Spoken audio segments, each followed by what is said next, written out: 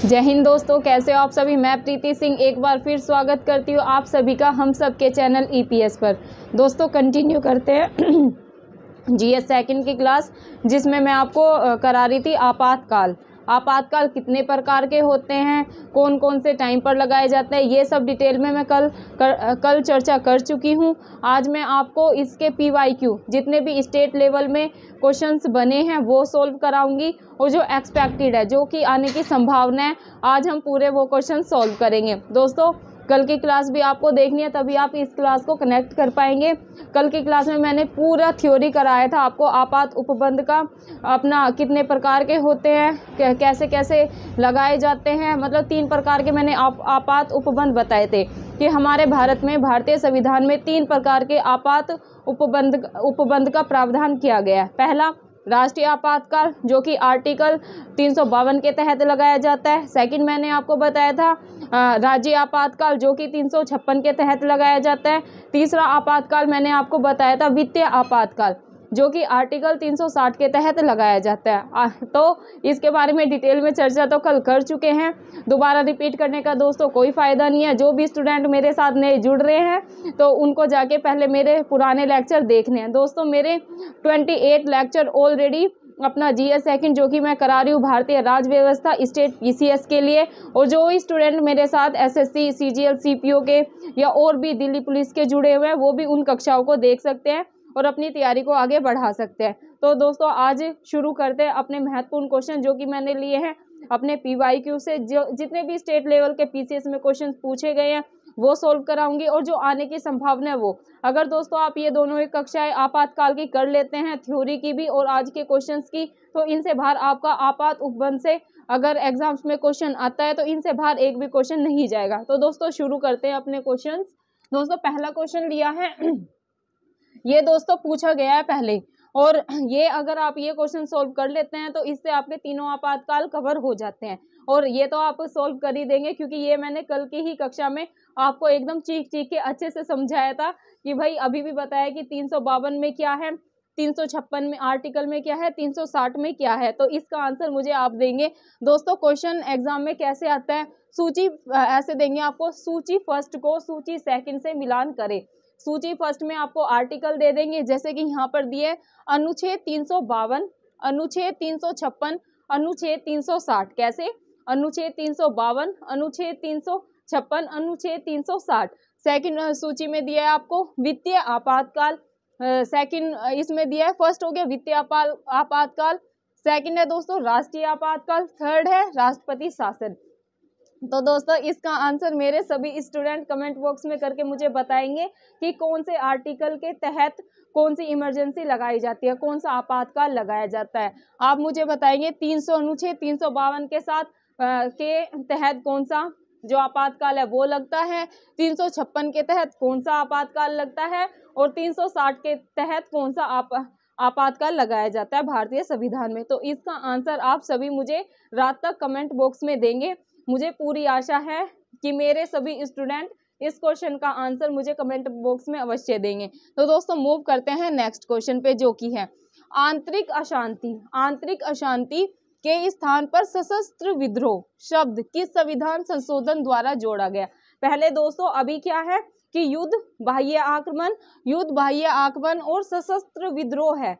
जब राष्ट्रीय आपातकाल लगाया जाता है किस आधार पर लगाया जाता है? अगर भारत में युद्ध की स्थिति हो जाए, बाह्य आक्रमण की स्थिति हो जाए, या हो जाए सशस्त्र विद्रोह की। अब इन 3 आधार पर क्या लगता है? अगर ये 3 आधार पर ही भारत में क्या लगता है? राष्ट्रीय आपातकाल लगता है। तो दोस्तों अभी ये सशस्त्र विद्रोह है, इससे पहले इसके स्थान पर क्या था? ये था आंतरिक अशांति, कि भाई युद्ध, आंतरिक अशांति और बाह्य आक्रमण, अगर ये तीनों अवस्था हो जाती है, तीनों सिचुएशंस हो जाती हैं, तो क्या लगेगा? राष्ट्रीय आपातकाल। लेकिन आंतरिक अशांति के स्थान पर सशस्त्र विद्रोह शब्द किस संविधान संशोधन द्वारा जोड़ा गया? तो दोस्तों ये क्वेश्चन पीवाईक्यू में पूछा गया है। तो ये सशस्त्र विद्रोह शब्द कब जोड़ा गया, मतलब कौन सा ऐसा संविधान संशोधन हुआ जिसके तहत अपना ये आंतरिक अशांति के स्थान पर ये सशस्त्र विद्रोह जोड़ा गया? तो दोस्तों आपको ऑप्शन में देंगे 42वें, संविधान संशोधन 1976 के द्वारा, 44वें संविधान संशोधन 1978 के द्वारा, ऐसे आपको ऑप्शन में देंगे। तो दोस्तों आपको आंसर लगाना है 44वें संविधान संशोधन 1978 के द्वारा। 44वें संविधान संशोधन 1978 के द्वारा आंतरिक अशांति के स्थान पर क्या जोड़ा गया? सशस्त्र विद्रोह। सशस्त्र विद्रोह, ये आपको दोस्तों आंसर में लगाना है। आपको क्या ध्यान में रखना है? 44वें संविधान संशोधन 1978 के द्वारा। मूव करते हैं दोस्तों नेक्स्ट क्वेश्चन पे, जो कि है भारतीय संविधान इंडियन कॉन्स्टिट्यूशन के किस अनुच्छेद का उपयोग अभी तक नहीं किया गया? ये तो दोस्तों मैंने कल की कक्षा में भी आपको समझाया था कि ऐसा कौन सा आर्टिकल है, ऐसा कौन सा आपातकाल है जो अब तक भारत में नहीं लगा। ऐसा कौन सा आपातकाल है जो अब तक भारत में एक भी बार नहीं लगा? देखो आज ये क्वेश्चन मैं आपके सामने दिखा रही हूँ कि ये PYQ में पूछा जा चुका है। क्या है दोस्तों क्वेश्चन? भारतीय संविधान के किस अनुच्छेद का उपयोग अभी तक नहीं किया गया है? तो दोस्तों अभी तक नहीं किया गया आर्टिकल 360। आर्टिकल 360 का उपयोग अब तक भारत में एक भी बार नहीं किया गया। आर्टिकल 360 में क्या है, मैंने कल भी समझाया था, आज फिर समझाती हूँ। आर्टिकल 360 में है दोस्तों वित्तीय आपातकाल। क्या दोस्तों? वित्तीय आपातकाल। दोस्तों भारत में वित्तीय आपातकाल, भारत में अभी तक एक भी बार वित्तीय आपातकाल नहीं लगा है। एक बार भी भारत में अब तक वित्तीय आपातकाल नहीं लगा है। वित्तीय आपातकाल कौन से आर्टिकल के तहत लगाया जाता है? आर्टिकल 360 के तहत। तो भारत में अब तक नहीं लगा है, ये आपको ध्यान में रखना है। ये क्वेश्चन दोस्तों आपको किसी ना किसी स्टेट लेवल के PCS में 100% देखने को मिलेगा ही मिलेगा, तो ये आपको ध्यान में रखना है। मूव करते हैं दोस्तों नेक्स्ट क्वेश्चन पे, जो कि है किसने राष्ट्रपति शासन को मृत पत्र, किसने राष्ट्रपति शासन को मृत पत्र की संज्ञा दी? तो दोस्तों ये क्वेश्चन काफी महत्वपूर्ण है। ये स्टेटमेंट से क्वेश्चन आ जाते हैं कि किसने राष्ट्रपति शासन को मृत पत्र, मृत मतलब मरा हुआ, मृत का मतलब क्या होता है? मरा हुआ पत्र की संज्ञा थी। तो दोस्तों ये संज्ञा दी थी भीमराव अंबेडकर ने। किसने दी थी दोस्तों? भीमराव अंबेडकर ने जो राष्ट्रपति शासन है इसको कैसे संज्ञा दी थी? मृत पत्र की, मृत मतलब मरे हुए पत्र की संज्ञा दी थी। ये आपको ध्यान में रखना है। मूव करते हैं दोस्तों नेक्स्ट क्वेश्चन पे, जो कि है राष्ट्रपति शासन, जो राष्ट्रपति शासन होता है, प्रेसिडेंट रूल होता है, राष्ट्रपति शासन को अधिकतम, यहाँ बात हो रही है अधिकतम, लगाया जा सकता है। जो राष्ट्रपति शासन होता है दोस्तों ये अधिकतम कितने समय के लिए लगाया जा सकता है? आपको ऑप्शन में देंगे 1 ईयर के लिए, 2 ईयर के लिए, 3 ईयर के लिए या 4 ईयर के लिए। तो दोस्तों आपको अच्छे से ध्यान में रखना है, जो राष्ट्रपति शासन है वो अधिकतम, फोकस किस पे करना है आपको? अधिकतम लगाया जा सकता है। या ऐसे आ जाए कि भाई जो राष्ट्रपति शासन है अधिकतम कितने वर्षों के लिए लगाया जा सकता है? 1 वर्ष के लिए, 2 वर्ष के लिए, 3 वर्ष के लिए या 4 वर्ष के लिए? तो आपको ध्यान में रखना है दोस्तों, जो राष्ट्रपति शासन होता है वो अधिकतम लगाया जा सकता है 3 वर्ष के लिए। कितने वर्ष के लिए? 3 वर्ष के लिए। अब देखो दोस्तों ये प्रूफ के साथ आपको दिखा रही हूँ। ये यूपी पीसीएस का जो प्री का एग्जाम हुआ था 1922 मतलब कि 1992 में ये ऑलरेडी क्वेश्चन पूछा जा चुका है कि राष्ट्रपति शासन को अधिकतम कितने वर्षों के लिए लगाया जा सकता है। दोस्तों आप सभी को पता है स्टेट लेवल के PCS में, चाहे वो MP PCS का हो, BPSC का एग्जाम हो, RAS का हो या फिर अपना हो यूपी PCS का, दोस्तों स्टेट लेवल के PCS में डायरेक्ट क्वेश्चन बनते हैं। डायरेक्ट, मैं कैसे बता रही हूँ, एकदम डायरेक्ट फैक्चुअल क्वेश्चन बनते हैं, तो ऐसे घबराने की कोई जरूरत नहीं है। एक एवरेज बच्चा भी स्टेट लेवल के PCS को आराम से निकाल सकता है। बस आपको जरूरत है निरंतर प्रयास की, निरंतर अभ्यास की, निरंतर दोस्तों आपको लगे रहना है, लगातार आपको अपनी पढ़ाई में लगे रहना है। अगर आप एक दिन की भी छुट्टी करते हैं तो आप बहुत बड़ा लॉस कर रहे हैं। आपको रोज पढ़ाई करनी है, बेशक आप 2 घंटे पढ़े, 3 घंटे पढ़े, लेकिन आपको रोज पढ़ना है। प्रॉब्लम हो जाती है अगर किसी दिन गैप हो जाता है, आपको उस जैसे आपने एक दिन, अगर आपको कोई काम है या तबीयत खराब हो गई, देखो वो अपने हाथ में नहीं है, कोई नहीं चाहता हमारी तबीयत खराब हो, लेकिन ये मौसम भी ऐसा बदल रहा है, सबकी ही हो रही है, लेकिन आपको आपके आपका जब ठीक हो जाओ तो उसको आपको कवर करना है कि भाई हमारी तबीयत खराब हो गई थी, हमारा इतना टाइम वेस्ट हो गया, हमें ये कवर करना है। तो दोस्तों आपको मैं ये बोलती हूँ, आपको रोज रोज आपको टारगेट बनाना ही बनाना है कि भाई हमें इतने घंटे पढ़ना है। मैं आपको ये हमेशा बोलती हूँ कि आपका अगर टारगेट क्लियर है, आपके माइंड में क्लियर है कि भाई ये हमें अपना टारगेट अचीव करना है, तो दोस्तों आप कर सकते हो। जितना आप सोचते हो अपने माइंड में वो आप सब कर सकते हो, लेकिन सोचने से नहीं होता है, सब कुछ करने से होता है। आपको सिर्फ सोचना नहीं है, आपको उस पर वर्क भी करना है। जब आप रात में दोस्तों सोते हैं तो आपके माइंड में अगले दिन की प्लानिंग होनी चाहिए कि भाई हमें इतने बजे उठना है, हमें इतने बजे ये काम निपटाना है, हमें इतने घंटे पढ़ना है तो पढ़ना है। उसके बीच में कोई एक्सक्यूज नहीं, आपको एक्सक्यूज नहीं बनाने दोस्तों। अगर आपको सक्सेस को अचीव करना है तो सबसे पहले तो आपको यही करना है, आपको एक्सक्यूज बनाने अपनी लाइफ में छोड़ने होंगे, बहाने बनाने आपको छोड़ने होंगे। अगर आपने ये आदत अपनी सुधार ली, अगर आपने बहाने बनाना छोड़ दिया, तो दोस्तों मैं गारंटी लेती हूँ कि हम सभी अपनी जो सक्सेस है उसको जल्दी से जल्दी अचीव कर लेंगे। तो दोस्तों हर दिन के लिए आपको आपका टारगेट माइंड में क्लियर होना चाहिए कि आज हमें ये पढ़ना है, आज हमें पॉलिटी के इतने चैप्टर पढ़ने हैं, आज हमें इतिहास के इतने चैप्टर पढ़ने हैं, या हमें करंट अफेयर को आज इतना कवर करना है। तो करना है तो करना है। जब तक दोस्तों आप उस टारगेट को अचीव नहीं कर ले तो आपको नींद नहीं आनी चाहिए। यही होता है दोस्तों जोश। आप सोचते हैं ना कि भाई मोटिवेशन क्या होता है, दोस्तों आपको कोई कई बच्चे मुझसे मोटिवेट होते हैं, तो उसके लिए मैं सभी का आभार व्यक्त करती हूँ कि अगर मैं एक बच्चे को भी मोटिवेट कर पा रही हूँ तो दोस्तों वो मेरे लिए बहुत सौभाग्य की बात है। क्योंकि अगर एक बच्चा भी मोटिवेट होके और अपनी पढ़ाई पे 100% दे रहा है तो इससे खुशी की बात मेरे लिए कुछ नहीं है। लेकिन दोस्तों मैं सभी से यही बोलूंगी कि हर किसी को मोटिवेट रहना चाहिए। आपको मैं मोटिवेट 1 दिन रख सकती हूँ, 2 दिन रख सकती हूँ, 3 दिन रख सकती हूँ, लेकिन दोस्तों आपको अंदर से मोटिवेट होना है। और आप अंदर से कैसे मोटिवेट होंगे, आपको कोई ज्यादा मोटिवेट नहीं कर सकता, सिर्फ आपको अपने पेरेंट्स को देखना है, अपनी फैमिली बैकग्राउंड देखना है, जैसे आप लाइफ चाहते हैं, जैसे आप लाइफ को इमेजिन करते हैं कि भाई हमें ऐसी लाइफ जीनी है। अगर दोस्तों आप वैसी लाइफ इमेजिन करते हैं, आपको वैसी लाइफ जीनी है, तो दोस्तों उसके लिए आपको हार्डवर्क करना होगा, उसके लिए आपको खुद को जलाना होगा। जलाना इन द सेंस कि आपको कड़ी मेहनत करनी ही करनी होगी। तो दोस्तों तभी आप अपनी सक्सेस को अचीव कर सकते हैं। बस मैं यही कहती हूँ कि दोस्तों हमेशा मोटिवेट रहें। डिमोटिवेशन होता है, ये नेचुरल है, लेकिन उसे अपने ऊपर आपको हैवी नहीं होने देना है, उसको आपको कंट्रोल करना है, वो हमारे ऊपर ही है दोस्तों। या तो आप उस चीज को पकड़ के बैठ जाओ, रोते रहो, या फिर आप उससे मोटिवेट होके कि चलो अब के नहीं हुआ, अब के हमें और मेहनत करनी है, कहाँ कमी रहेगी उसे देखे, सुधार करें और बस लग जाएं। अगर आप निरंतर, मैं कहती हूँ अगर आप प्रैक्टिस करेंगे ना दोस्तों, मैं हमेशा एक बात बोलती हूँ, लोगों ने एक बना रखा है, ये कोट भी है, प्रैक्टिस मेक्स मैन परफेक्ट। लेकिन मेरा मानना है दोस्तों प्रैक्टिस मेक्स ह्यूमन परफेक्ट। अगर आप दोस्तों मेहनत करेंगे तो चाहे वो मेल हो, फीमेल हो, गर्ल हो या बॉय हो, अगर आप मेहनत करेंगे तो आप एक ना एक दिन सक्सेस को जरूर अचीव कर लेंगे। तो वो कैसे होगा, प्रैक्टिस से। दोस्तों आपको ज्यादा से ज्यादा प्रैक्टिस करनी है। जैसे आप कुछ भी पढ़ते हैं ना, मैं हमेशा यही बोलती हूँ, पहले मैं आपको क्या कराती हूँ, थ्योरी। जैसे अभी मैं आपात उपबंध करा रही हूँ, कल की क्लास में मैंने थ्योरी कराया। जब मैं आपको थ्योरी करा रही थी तो मैं साथ साथ बताते हुए चल रही, चाहे मैंने वो राष्ट्रपति का आपको कराया, चाहे वो मैंने प्रस्तावना कराया हो, चाहे मैंने मौलिक अधिकार कराया हो, या मैंने आपको कराया हो अपना DPSP। पहले मैं क्या करती हूँ, आपको थ्योरी समझाती हूँ।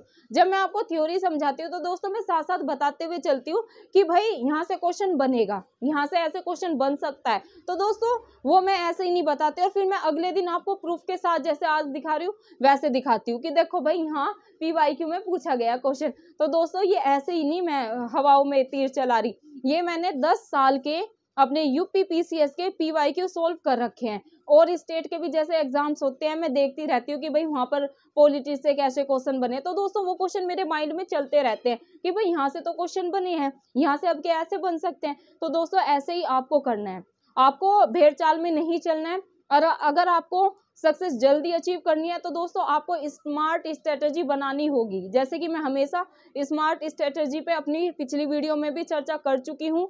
स्मार्ट स्ट्रेटजी दोस्तों आपको खुद ही बनानी होगी अगर आपको जल्दी से जल्दी सक्सेस को अचीव करना है। तो दोस्तों जैसे कि यही मैं क्वेश्चन करा रही थी कि भाई ये क्वेश्चन पूछा गया है, अब राष्ट्रपति शासन को अधिकतम आपको फोकस करना है अधिकतम पर। मैं हमेशा आपको बोलती दोस्तों, जब आपके हाथ में आएगा ना पेपर, ऑफलाइन पेपर होते हैं यूपीएससी और स्टेट लेवल के, जैसे हाथ में आया तो आपका ना की पॉइंट पे होना चाहिए फोकस कि भाई राष्ट्रपति शासन की बात हो रही है और समय की बात हो रही है। और मैडम ने बताया था कि भाई अधिकतम कितना समय कितने समय के लगाया जा सकता है, तो आपको ध्यान देना कि 3 साल, बस 3 साल बैठा लो, 2-1 ये लाना ही नहीं है माइंड में, तो आपका गलत नहीं होगा। ये दोस्तों पीवाईक्यू में पूछा जा चुका है क्वेश्चन। मूव करते हैं दोस्तों नेक्स्ट क्वेश्चन पे, जो कि है भारतीय संविधान के, इंडियन कॉन्स्टिट्यूशन के किस अनुच्छेद के अंतर्गत भारत सरकार का दायित्व है कि वह बाह्य आक्रमण एवं आंतरिक अशांति से राज्यों की रक्षा करे। क्या दोस्तों, क्वेश्चन सुनिएगा, भारतीय संविधान के किस अनुच्छेद के अंतर्गत भारत सरकार का दायित्व मतलब कि रिस्पॉन्सिबिलिटी है कि वह बाह्य आक्रमण एवं आंतरिक अशांति, पहले आंतरिक अशांति था ना, 44वें संविधान संशोधन 1978 के तहत क्या हो गया, अभी तो है सशस्त्र विद्रोह, तो सशस्त्र विद्रोह की ऐसे राज्यों की रक्षा करे। तो दोस्तों ये किस आर्टिकल के तहत व्यवस्था की गई है, ये दोस्तों देखो यूपी पीसीएस प्री सन 2001 में ऑलरेडी क्वेश्चन पूछा जा चुका है। क्या आर्टिकल 355 के तहत व्यवस्था की गई है, क्या आर्टिकल 356 के तहत की गई है, क्या आर्टिकल 352 के तहत की गई है, क्या आर्टिकल 360 के तहत की गई है। तो दोस्तों ये व्यवस्था की गई है 355 के तहत। किसके तहत दोस्तों, 355 के तहत। क्योंकि अब देखो आप इसको एलिमिनेशन मेथड से भी कर सकते थे। वो कैसे कर सकते थे कि भाई 356 में तो है, मैम ने बता रखा है कि भाई राज्य आपातकाल है, 356 में तो क्या बात हुई है, राज्य आपातकाल की बात हुई है, तो ये तो हो ही नहीं सकता। बात करते हैं दोस्तों 352 की। 352 में क्या है, 352 में तो कल से ही मैडम बता रही है कि भाई राष्ट्रीय आपातकाल है, तो ये भी नहीं हो सकता, ये एलिमिनेट हो गया, ये एलिमिनेट हो गया। बात करते हैं आर्टिकल 360 की। इसमें क्या है दोस्तों, इसमें है वित्तीय आपातकाल, तो ये भी नहीं है। तो दोस्तों हमारा आंसर हो गया 355। ठीक है दोस्तों, हमारा आंसर क्या हो गया 355। दोस्तों जो अपने स्टेट लेवल के पीसीएस के एग्जाम्स होते हैं और यूपीएससी के एग्जाम होते हैं, इनमें दोस्तों एलिमिनेशन मेथड बहुत काम आता है। आप एलिमिनेशन मेथड से ही इसमें अपनी फतह हासिल करेंगे, मतलब कि अपनी जीत को हासिल करेंगे। दोस्तों एलिमिनेशन मेथड बहुत काम आता है एग्जाम्स में। इसमें क्या होता है एलिमिनेशन मेथड, आप सोच रहे होंगे कि क्या होता है, जैसे हमने इनको एलिमिनेट किया और एग्जाम में क्या होता है दोस्तों, एग्जाम का इतना प्रेशर होता है ना, इतना आप लेंगे भी नहीं ना तब भी होगा, एग्जाम हॉल में जाने दो और प्रेशर माइंड में आने दो। तो दोस्तों उसमें आपको एक तो बहुत ही काम रहना, शांत रहना है, कोशिश करना है कि बस आप अपने पे ही फोकस रखें, इधर उधर क्या हो रहा है, कौन कितनी स्पीड से सोल्व कर रहा है, उस पर ध्यान नहीं देना है। आपको बस ये याद रखना है कि भाई हमने तैयारी अच्छे से कर रखी है, हमारा सब कवर है। ये माइंड में नहीं लाना कि भाई हमने ये नहीं पढ़ा, वो नहीं पढ़ा, ये नहीं पढ़ा, ये नहीं लाना। जितना आपने पढ़ा है वो इनफ है। आपको अपने माइंड को एकदम, अपने चित्त को एकदम शांत रखना है। अगर आप ये रखेंगे तो आधी जंग तो आप वैसे ही जीत जाएंगे। बचा क्या एग्जाम में दोस्तों, एग्जाम में अपने को करना है एलिमिनेशन मेथड यूज। वो कैसे होते हैं दोस्तों, कोई भी ऑप्शन होते हैं ना, जैसे अभी आप यही की बात ले लो, अगर हम बात करें कि भारतीय संविधान के किस अनुच्छेद के अंतर्गत भारत सरकार का दायित्व है कि वह बाह्य आक्रमण एवं आंतरिक अशांति से राज्यों की रक्षा करे, ये क्वेश्चन है। अब दोस्तों इसमें हम दो तो काट ही देंगे कि भाई इसमें तो नेशनल इमरजेंसी की बात हुई है, इसमें वित्तीय की। ये तो दोस्तों बहुत ही इजी ऑप्शन है कि हमें तीनों का पता है, इसमें हमने 3 को एलिमिनेट कर दिया तो हमारा निकल गया। कई में क्या होता है दोस्तों, 2 में फंस जाते हैं। 2 ऑप्शन इतने नजदीक होते हैं कि हम ना सोचते कि यार ये है, 2 को तो हम एलिमिनेट कर देंगे, लेकिन बात फंसती है 50-50 पे। एक मन करेगा कि नहीं यार ये है, एक मन करेगा नहीं यार ये है। दोस्तों हार जीत वहीं से निश्चित होती है, इतना ज्यादा कंफ्यूजन क्रिएट होता है। हमने कई बार इतने अच्छे से जो क्वेश्चन तैयार किए हुए होते हैं ना, एग्जाम में सिली मिस्टेक के कारण वही क्वेश्चन गलत होते हैं। और दोस्तों सबसे ज्यादा दुख भी उन्हीं क्वेश्चन का होता है, जो क्वेश्चन हमने अच्छे से तैयार करे होते हैं, अगर हम वो गलत करके आते हैं ना दोस्तों, वही नहीं जाएगा माइंड से। 1 महीने लो तो सोचेंगे यार इतने अच्छे से पढ़ा था, ये कैसे गलत हो गया। बाकी पे ध्यान नहीं, बाकी जो 1-2 बार पढ़े होते हैं ना वो गलत हो गया तो लगता है यार ये तो सरसरी नजर से देखा था, गलत हो गया, चलो कोई नहीं। लेकिन जो क्वेश्चन अच्छे से तैयार कर रखा होगा ना, अगर वो गलत हो गया तो पूरे मत्थे को वो ही हिला देता है। तो दोस्तों अभी हमें उन्हीं सिली मिस्टेक से बचना है जितनी प्रैक्टिस हो ना दोस्तों आपको क्वेश्चंस की यहीं पर कर लेनी है। जो अपना यूपी पीसीएस का एग्जाम है होने वाला है जून में, या कोई भी स्टेट पीसीएस का होने वाला है, बीपीएससी का होने वाला है अभी फरवरी में, तो दोस्तों जितनी आपसे गलती हो ना यही कर लो, ज्यादा से ज्यादा ऑब्जेक्टिव बनाओ, थ्योरी को पढ़ो जैसे मैं पढ़ाती हूँ ना, आपको मेरे मेथड को फॉलो करना है, या आप अपना भी मेथड जैसे आपको सही लगे। मैं तो यही कहूंगी दोस्तों, पहले किसी भी चैप्टर की आपको थ्योरी पढ़ना है, थ्योरी को अच्छे से अंडरस्टैंड करना है, उसको समझ ले, फिर उसके जितने भी प्रकार के ऑब्जेक्टिव है ना वो बनाए। मतलब ऑब्जेक्टिव आप जितने लगाएंगे ना आपको एग्जाम में उतनी ही हेल्प होगी, क्वेश्चंस को प्रश्न को ज्यादा से ज्यादा आपको हल करना है, तो दोस्तों एग्जाम में गलत नहीं होगा। जितनी प्रैक्टिस करनी है यही कर लो, प्रैक्टिस से ही दोस्तों एग्जाम निकलेगा और रिवीजन से ही निकलेगा। मैं ये आपको हमेशा कहती हूँ कि रिवीजन ही क्या होती है, रिवीजन ही दोस्तों सक्सेस की होती है। अगर आप रिवीजन नहीं करेंगे तो कितना भी पढ़ लो दोस्तों सब व्यर्थ है। मूव करते हैं दोस्तों नेक्स्ट क्वेश्चन पे, जो कि है प्राय। प्राय किसकी सलाह पर राज्य में राष्ट्रपति शासन लागू किया जाता है? प्राय किसकी सलाह पर जो राज्य होते हैं उनमें राष्ट्रपति शासन लगता है, तो दोस्तों किसकी सलाह पर लगता है? ये लगता है गवर्नर, मतलब कि राज्यपाल की सलाह से ही राज्य में क्या लगता है? राष्ट्रपति शासन लगता है। और राष्ट्रपति शासन किस आर्टिकल के तहत लगता है? तो दोस्तों ये लगता है आर्टिकल 356 के तहत, मतलब कि 356 के तहत राज्यों में क्या लगता है? राष्ट्रपति शासन लगता है। किसकी सलाह पर आ जाए कि किसकी सलाह पर राज्यों में राष्ट्रपति शासन लगता है, तो आपको लगाना है गवर्नर, मतलब कि राज्यपाल की सलाह पर। और दोस्तों यही है, देखो आगे एक्सप्लेन किया मैंने कि आर्टिकल 356 के तहत राज्य में राष्ट्रपति शासन प्राय गवर्नर की सलाह पर किसके द्वारा लगाया जाता है? राष्ट्रपति के द्वारा लगाया जाता है। मूव करते हैं दोस्तों नेक्स्ट क्वेश्चन पे, जो कि है किसने कहा था कि राष्ट्रपति का आपातकालीन अधिकार संविधान के साथ धोखा है? पहला तो दोस्तों मैंने स्टेटमेंट का बताया था कि किसने राष्ट्रपति शासन को मृत पत्र की संज्ञा दी, तो दोस्तों ये दी थी भीमराव अंबेडकर ने। ये आपको ध्यान में रखना है दोस्तों, ये स्टेटमेंट के क्वेश्चन स्टेट लेवल के पीसीएस में कई बार बन जाते हैं, और ना सिर्फ स्टेट लेवल के पीसीएस में, जो जैसे नेट जीआरएफ के बच्चे जो एग्जाम देते हैं ना जो पॉलिटिकल साइंस से है, तो वहां पर तो स्टेटमेंट से काफी क्वेश्चंस आते हैं, तो उनके लिए भी नेट जीआरएफ वाले भी ये क्लासेस देख सकते हैं। तो जैसे मैं बता रही हूँ कि सेकंड स्टेटमेंट क्या है, किसने कहा था कि जो राष्ट्रपति का आपातकालीन अधिकार है संविधान के साथ, जो कॉन्स्टिट्यूशन है अपना उसके साथ एक क्या है? धोखा है। तो दोस्तों ये कहा था के.एम. नाम्बियार ने, ये आपको ध्यान में रखना है, के.एम. नाम्बियार ने ये स्टेटमेंट कही थी। अब दोस्तों ये देखो, ये क्वेश्चन स्टेटमेंट का प्रूफ के साथ दिखा रही हूँ आपको। यूपी पीसीएस मेंस में, पहले मेंस जो यूपी पीसीएस का मेंस होता था ना, पहले ऑब्जेक्टिव होता था, अभी क्या होता है? अभी लिखित होता है, मतलब यूपीएससी की तरह होता है। अब पहले क्या होता था, जैसे प्री का होता है ना ऑब्जेक्टिव, वैसे ही होता था। तो यूपी पीसीएस मेंस सन 2004 में ये क्वेश्चन पूछा जा चुका है। मूव करते हैं दोस्तों आज के लास्ट क्वेश्चन पे, जो कि है भारतीय संविधान के अनुच्छेद 356 के अंतर्गत राष्ट्रपति शासन सर्वप्रथम कहाँ लागू किया गया? मैंने आपको बताया राष्ट्रपति शासन कौन से आर्टिकल के तहत लगाया जाता है? 356 के तहत लगाया जाता है। किसकी सलाह पर लगाया जाता है? तो गवर्नर की सलाह पर लगाया जाता है। इसमें पूछा है कि पहला ऐसा कौन सा राज्य है जहां पर अपना ये राष्ट्रपति शासन सर्वप्रथम लागू हुआ था? तो दोस्तों ये हुआ था पेप्सू में। कहां पर दोस्तों? ये हुआ था पेप्सू में, ये आपको ध्यान में रखना है।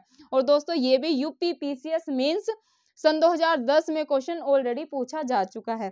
तो दोस्तों ये थी आज की अपनी जीएस सेकंड भारतीय राज्य व्यवस्था की क्लास, जिसमें मैंने आपको अपने आपात उपबंध के जितने भी महत्वपूर्ण क्वेश्चन थे वो कराए, और जो पीवाईक्यू में पूछे गए थे कल भी मैंने कुछ क्वेश्चन सोल्व कराए थे और कुछ आज करा दिए। तो दोस्तों ये क्लास अपनी खत्म हुई अपने आपात उपबंध की। कल से दोस्तों मैं आपको संसद स्टार्ट कराने जा रही हूँ। संसद काफी आप सभी को पता है लॉन्ग चैप्टर है, लेंथी यूनिट है ये, तो संसद को हम एकदम अच्छे से समझेंगे दोस्तों। इसकी अपने को 10 मतलब इस मंथ मैं पॉलिटी आपकी ख़त्म करा दूंगी। फिर दोस्तों मेरे काफ़ी स्टूडेंट रिक्वेस्ट कर रहे हैं कि मैम आप ज्योग्राफी और हिस्ट्री भी स्टार्ट करें, तो दोस्तों मैं जल्द से जल्द कोशिश कर रही हूँ, इन्हीं 2-4 दिन में मैं अपना हिस्ट्री और ज्योग्राफी भी स्टार्ट करा दूंगी। तो आप सब टेंशन ना लें, उनको तो हम बहुत अच्छे से कवर करेंगे, इसको भी अच्छे से ही कवर कर रहे हैं। पॉलिटी का दोस्तों ये होता है ना, ऑलरेडी बच्चों को इन्फॉर्मेशन होती है, लेकिन अभी मैं ये इस तरीके से डिजाइन कर रही हूँ ना क्लासेस की एक एसएससी वाला बच्चा भी अपने एग्जाम को अच्छे से, मतलब पॉलिटी के उनके क्वेश्चन गलत ना हो, और जो अपने स्टेट लेवल के बच्चे एग्जाम दे रहे हैं, पॉलिटी एग्जाम्स देंगे, तो उनका भी पॉलिटी में एक भी क्वेश्चन गलत ना हो। क्योंकि दोस्तों स्टेट लेवल एग्जाम्स में भी 20 से 22 क्वेश्चन डायरेक्ट पॉलिटी से आते हैं, तो ये काफी एक बड़ा वेटेज है एग्जाम में। और पॉलिटी दोस्तों सभी को पता है काफी इंटरेस्टिंग सब्जेक्ट है। अगर आप इस पे 1 या 2 महीने अच्छे से देते हैं, अपने पॉलिटी को अच्छे से देंगे, तो ना सिर्फ आपका प्री तैयार होगा बल्कि मेंस भी तैयार होता हुआ चलेगा। दोस्तों मैंने जो पिछली क्लासेस कराई है ऐसे आपको थ्योरी के साथ करा रही हूँ, तो इससे आप मेंस भी लिख सकते हैं। अगर आप मेरी थ्योरी के क्वेश्चंस देखेंगे, मतलब थ्योरी की पार्ट पहले देखेंगे, तो आप उनसे बनाने की आंसर कोशिश कर सकते हैं। उनके पॉइंट्स जो मैं करा रही हूँ ना, पॉइंट्स में कराती हूँ। आप सभी को पता है मैं डायग्राम का बोर्ड पे यूज करती हूँ, डायग्राम से समझाती हूँ, तो आप वहां से क्वेश्चन देखें कि भाई राष्ट्रपति से कैसे बने हैं, तो आप उनका यूज अपने मेंस आंसर राइटिंग में भी कर सकते हैं। जैसे आप तो जो अपना आपात उपबंध कराया कल मैंने आपको थ्योरी से समझाया था डायग्राम से कि भाई 352 में यह है, 356 में यह है, 360 में, उसको आप याद कर ले। अगर यहाँ से मेंस में क्वेश्चन आते हैं तो वे पॉइंट्स आप वहाँ पर ऐड कर सकते हैं। तो दोस्तों ऐसे ही हम अपना इस मंथ इंडियन पॉलिटी को ख़त्म कर लेंगे, जो कि अपनी भारतीय राज्य व्यवस्था, और ख़त्म तो कर ही लेंगे, उससे पहले ही मैं शुरू कर दूंगी। भारतीय राज्य व्यवस्था तो चलती रहेगी, अपना ये जो भी टॉपिक बचे हैं मैं जल्दी से कवर कराने की कोशिश करूंगी आपको। लेकिन मैं अपना क्योंकि काफ़ी बच्चों की डिमांड है ज्योग्राफी की और हिस्ट्री की, ये दोस्तों 2-4 दिन में क्लासेस मैं शुरू कर दूंगी, तो वो भी आपको देखनी है और कक्षा का भरपूर लाभ उठाना है। और दोस्तों लास्ट में मैं एक रिक्वेस्ट जरूर करना चाहूँगी आपसे, आपको वीडियो को ज़्यादा से ज़्यादा शेयर करना है। अगर दोस्तों चैनल को सब्सक्राइब नहीं किया है तो चैनल को सब्सक्राइब कर ले, जो बेल आइकन होता है ना उसको दबा ले, फ़ोन की घंटी को दबा लें, ताकि जब भी मैं अपनी क्लास दोस्तों अपनी कक्षा शूट करके डालूं तो सबसे पहले मेरी क्लास मेरे स्टूडेंट के पास पहुंचे और वो कक्षा का भरपूर लाभ उठाए। दोस्तों काफ़ी स्टूडेंट को नहीं पता कि भाई मेरा चैनल का नाम क्या है, वो मतलब कमेंट्स में पूछते हैं कि मैम आप पढ़ाते भी हो, आपका चैनल का नाम क्या है। तो दोस्तों मेरे चैनल का नाम है EPS बाय प्रीति सिंह, आप उसको सर्च करेंगे मेरा चैनल मिल जाएगा, वहाँ पर मैंने प्लेलिस्ट डाल रखी है। 28 लेक्चर दोस्तों मेरे GS सेकंड भारतीय राज्य व्यवस्था के हो चुके हैं और 34 लेक्चर मेरे ऑलरेडी करंट अफेयर के हो चुके हैं, तो आप वो सब लेक्चर भी जाकर देखें, आपको काफ़ी मदद होगी। और दोस्तों सभी स्टूडेंट को वीडियो को ज़्यादा से ज़्यादा शेयर करना है, जो अपना सपना है गांव-गांव तक एजुकेशन को फैलाने का, और जो अपने छोटे बहन भाई या हमसे बड़े बहन भाइयों का सपना है अपना IAS IPS बनने का, SDM DSP बनने का, या कोई भी एक सरकारी नौकरी पाने का, ताकि हम दोस्तों उनके सपने में अपना थोड़ा सा योगदान दे पाए। तो दोस्तों टेलीग्राम पे अपने डिस्क्रिप्शन में मैं अपना टेलीग्राम लिंक डाल दूंगी, सभी को ज्वाइन होना है। वो सारे स्टूडेंट को नहीं पता है कि मैम टेलीग्राम से ज्वाइन कैसे हो, तो दोस्तों आप जैसे वीडियो के नीचे आपको लिखा आता होगा ना कि अपना जैसे मैं ये करा रही हूँ आपात उपबंध, नीचे आप क्लिक करेंगे ना तो टेलीग्राम लिंक मिलेगा, उस पर क्लिक करेंगे तो टेलीग्राम से डायरेक्ट ज्वाइन हो जाएंगे। वहाँ पर दोस्तों आपको सारे नोट्स मिल जाएंगे मेरे हैंड रिटन, जो कि मैं अपने हाथों से बनाती हूँ। ऐसा कुछ नहीं है मैं अपने लिए अलग से, और पहले मैं बोर्ड की फोटो डालती थी, लेकिन अभी मैं अपने नोट्स आपको जो मैं पढ़ती हूँ वही मैं आपको प्रोवाइड करा रही हूँ। तो अगर वो भी आप पढ़ लेते हैं दोस्तों, उनसे आपको रिवीजन करना है, आपको काफ़ी मदद मिलेगी। दोस्तों 20 अगर आप अच्छे से अपने नोट्स, मैं तो यही बोलूँगी कि अपने नोट्स आप खुद बनाएं, आपको ना मेंस में हेल्प करेंगे और आपकी लिखने की हैबिट भी होगी। लेकिन अगर नहीं भी बनाने हैं तो नोट्स दे दूंगी, प्रिंट निकलवा लें, रिक्वेस्ट करूंगी कि उनका प्रिंट निकलवा लें, और जैसे भी कुछ चीज़ अपडेटेड होती है ना तो उसको वहीं पर अपडेट कर ले, तो वैसे वो आपके नोट्स तैयार होते हुए चलेंगे। तो दोस्तों ये थी आज की क्लास, आई होप आपको मेरी क्लास से काफ़ी लाभ मिल रहा होगा, ये तो मुझे पता ही है क्योंकि काफ़ी बच्चों की बहुत अच्छी कमेंट्स है, तो उसके लिए मैं आपको धन्यवाद करती हूँ। आप सभी को मेरी कक्षा इतनी पसंद आ रही है, तो दोस्तों आप ज़्यादा से ज़्यादा वीडियो को शेयर करें, वीडियो अच्छी लगे तो लाइक करना है, मैम का एफर्ट दिखे, फोर्स नहीं करूंगी, लाइक के लिए मैं कभी फोर्स नहीं करती हूँ, अच्छी लगे तभी आपको लाइक करना है। चैनल को सब्सक्राइब कर ले और बेल आइकन को दबा ले। धन्यवाद, मिलते हैं आपको कल की क्लास में।